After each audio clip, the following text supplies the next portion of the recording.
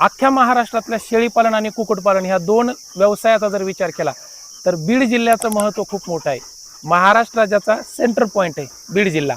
बीड जिल्ह्यामध्ये भौगोलिक परिस्थिती अशी आहे, कारण डोंगर रांगा आणि तालुके जे बीडचे सगळ्यात महत्त्वाचे आहेत यांचा जर विचार केला तर शेळीपालन आणि कुक्कुटपालन दोन्ही व्यवसायासाठी पोषक वातावरण आहे। पण बीड जिल्ह्यामध्ये शेळीपालन हा कित्येक वर्षापासून चालू व्यवसाय आहे।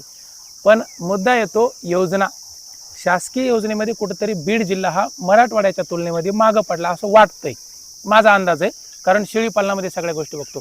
तर मग बीड जिल्ह्यातले जे आता सध्याचे तरुण आहेत किंवा उद्योजक आहेत किंवा जे व्यवसाय करणारे लोक आहेत, कुक्कुटपालन आणि शेळीपालन व्यवसायात उतरणारे, मग तुम्हाला एक कळकळीची विनंती आहे, आता तुम्हाला खूप मोठी संधी आहे शासकीय योजना मिळवण्याच्या संदर्भात। मी असं म्हणत नाही की बाबा बाकीच्या जिल्ह्यांनी करू नये, महाराष्ट्रातल्या सगळ्या जिल्ह्यांनी योजनांचा लाभ घ्यावा, सगळ्या गोष्टी कराव्या। पण बीड जिल्ह्यामध्ये मी येत आहे रविवारी, आणि रविवारी याच्यामुळे येतोय कारण तुम्हाला ह्या योजनेची माहिती सांगायची। बघा, व्यवसाय मी तुम्हाला सुधरून समजावून सांगितलाय, कुक्कुटपालनामध्ये ह्या सगळ्या गोष्टी, आणि तुम्ही पण बऱ्यापैकी यूट्यूब आणि इंस्टाग्रामच्या दुनियेवरती हा व्यवसाय खूप सुंदर पद्धतीने करायला। बऱ्याच जणांचे आदर्श मी व्हिडिओच्या माध्यमातून तुम्हाला टाकलेत, दाखवलेत। बाबा नेवाशाला कसा फार्म आहे, सांगलीला कसा फार्म आहे, यवतमाळला कसा फार्म आहे, चंद्रपूरचे फार्म, भंडाऱ्याचे। आता बीडच्या तरुणांना माझं एक कळकळीचं म्हणणं आहे, योगायोग असा आहे, कारण आपल्या सर्वांचं बीड जिल्ह्याचं उमदा नेतृत्व पंकजाताई आता सध्या पशुसंवर्धन विभागामध्ये मंत्री आहेत, आणि माझं असं म्हणणं आहे तुम्हाला फक्त कागदपत्र आणि ऑनलाईनची प्रक्रिया समजून घ्यायची। बरं, असं नाही की NLM आहे, PMEGP आहे, CMEGP आहे, नाविन्यपूर्ण घटक आहे किंवा महामंडळाच्या योजना आहेत, तसंच आता नवीन योजना येत आहे। मग या सगळ्या योजनांचा अभ्यास करा। मी तिथं येतोय, आल्याच्या नंतर मी तुम्हाला समजावून सांगतो की बाबा कागदपत्र कोणते लागतात, आणि जे महत्त्वाचे लागणारे 2 प्रमाणपत्र आहेत ती तर मागच्या 2.5-3 वर्षापासून आपण आपल्या फार्मच्या आणि ओबळे साहेबाच्या संस्थेमार्फत तुम्हाला द्यायला होतो।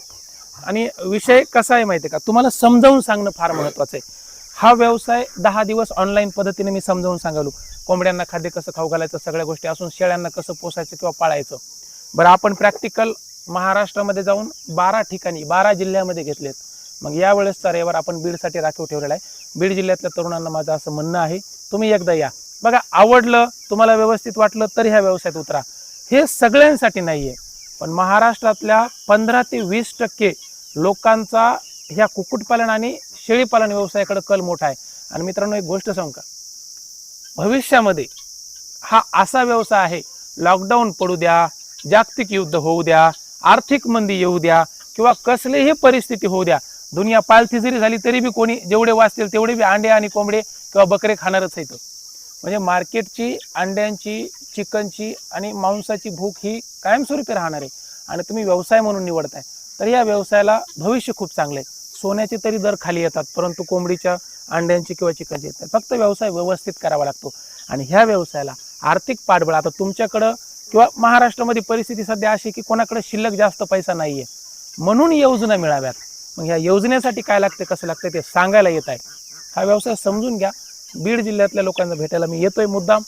आपण काय करू, श्रीकृष्ण लॉन्स जो धाराशिव रोड आहे त्या ठिकाणी आपण ठेवलेला आहे। श्रीकृष्ण लॉन्सला कार्यक्रम आहे, तुमच्या व्यवस्था, राहण्याची, नाश्ता पाण्याची, जेवणाची व्यवस्था केलेली आहे, आणि त्याचबरोबर प्रमाणपत्र तिथं जागेवर देणार आहे। महाराष्ट्रातल्या इतर जिल्ह्यातल्या लोकांना बी करता येऊ शकते, नाहीतर तुम्ही बाहेरच्या जिल्ह्यातले असाल म्हणता सर आम्हाला ऑनलाईन करून घ्या। तिथून पुढे 10 दिवस ऑनलाईन शिकवणार आहे, 8 ते 10 दिवस चालेल, आणि तुमचे प्रमाणपत्र पोस्टाने येऊन जातील। आणखी एक विनंती, काही जणांचे बॅचचे जे जुने लोक आहेत त्यांना वारंवार 3-4 वेळेस फोन केले तरी बी त्यांचा संपर्क होऊ शकला नाही, काहींनी उचलले नाही। तर माझं म्हणणं आहे, तुम्ही काय करा, परत एकदा मला संपर्क करा। काही 20-25 जणांची प्रमाणपत्र द्यायचे बाकी राहिलेले आहेत, तर त्यांनी कॉन्टॅक्ट करावा, त्यांना पण प्रमाणपत्र दिले जातील। किंवा बीडला या, बीडला आल्याच्या नंतर जर जवळपासचे असेल तर देऊन टाकतो किंवा पोस्टाने पाठवून देतो। बाकी हे कार्य चालू आहे, तुमचा प्रतिसाद महत्त्वाचा आहे। 2 नंबर दिलेत रजिस्ट्रेशनसाठी, तिथे संपर्क करा। धन्यवाद।